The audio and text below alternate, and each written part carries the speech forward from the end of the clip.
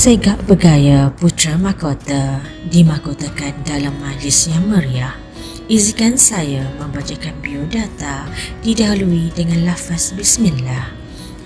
Bismillahirrahmanirrahim.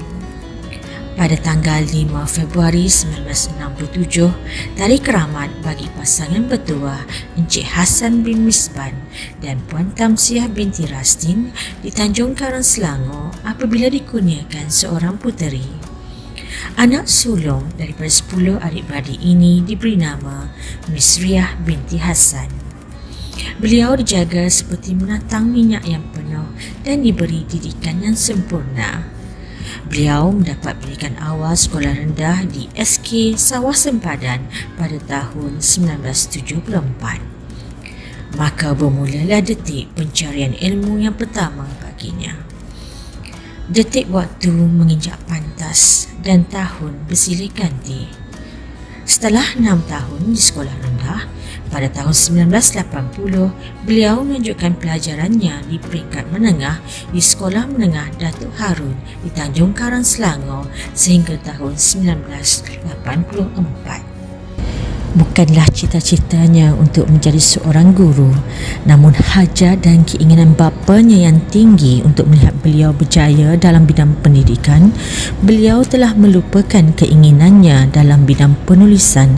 Lantas beliau memilih untuk mengikuti latihan asas perguruan di Maktab Perguruan Raja Melewar Seremban dari tahun 1986 sehingga 1988.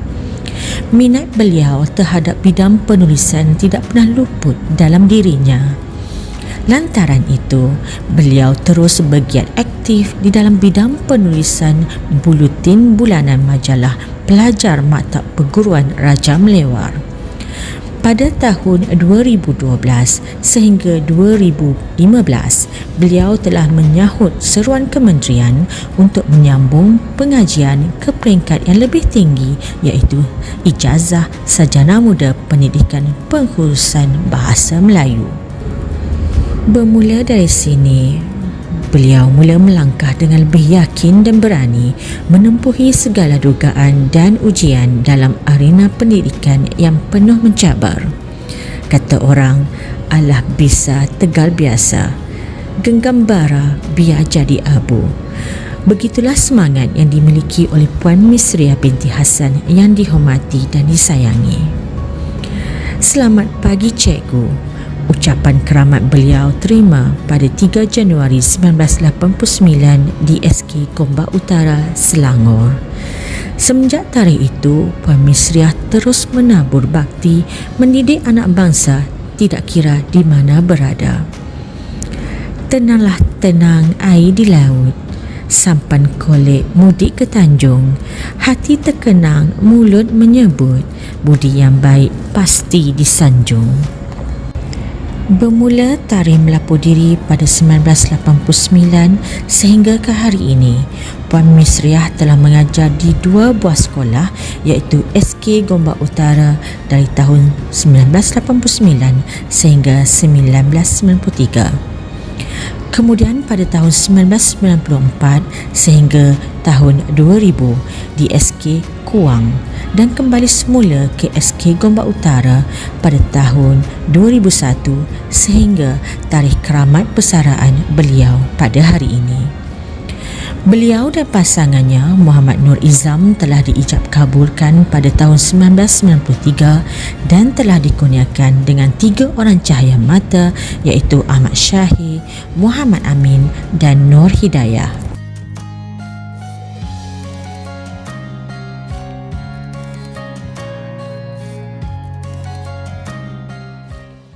Bakat kepimpinannya sungguh menyelah. Ini telah dibuktikan apabila anak didik beliau berjaya di dalam pertandingan bahasa Melayu di peringkat daerah maupun negeri. Beliau juga mempunyai wawasan yang tinggi dan patut dicontohi. Sikap prihatinnya terhadap anak didik amat tinggi, malah sentiasa mengutamakan mereka dalam banyak hal. Beliau tidak pernah jemu dan mengalah dalam usaha memberikan pendidikan yang terbaik kepada semua anak didiknya. Di sinilah destinasi terakhir beliau sebelum menamatkan perkhidmatan beliau pada usia persaraan 56.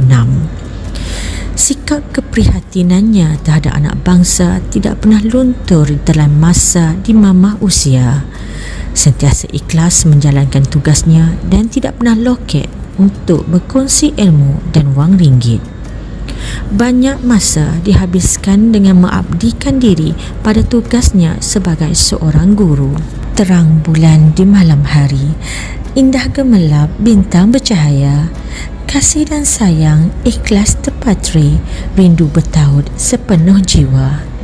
Jadilah apapun pada akhir kehidupanmu guruku. Budi yang diapungkan didulangi ilmu. Panggilan keramat cikgu kekal terpahat, menjadi kenangan ke akhir hayat. Tinggi sungguh pohonku ini, dililit pepaku bersulam semalu. Melepaskan dirimu di saat ini, basahlah kami meratap pilu. Sekian, wabillahi taufiq wal hidayah. Wassalamualaikum warahmatullahi wabarakatuh.